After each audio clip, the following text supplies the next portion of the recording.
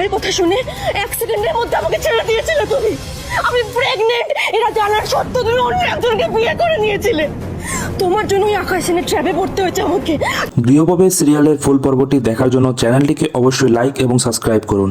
অয়নাকে blackmail করেছে আকাশ, সেই video সকলের সামনে উপস্থাপন করে আদ্রিত। পুরবি চমকে যায় সেই ভিডিও দেখে। এখানে তো দেখা যাচ্ছে এই বিয়েটা আটকানোর চেষ্টা করেছে শুভলক্ষ্মী। আকাশকে সেখানে ধরে এনে মুখ বন্ধ করে রাখা হয়। আদ্রিত বলে, তোমরা সবাই দেখতে পাচ্ছ এখানে বিয়েটাকে আটকানোর চেষ্টা করেছে শুভ। অয়না ভয় পেয়ে যায়, সব সত্যি সকলের সামনে এলে তার কি হবে। আদ্রিত বলে, কি হলো অয়না, সব দোষ বৌদির ওপর দিয়ে শুভকে বাড়িছাড়া করে দিব্যি ঘুরে বেড়াচ্ছিস। পুরবি বলে, অয়না তুই এত বড় মিথ্যে কথা কেন বললি, আমি তো সত্যি ভেবেছিলাম।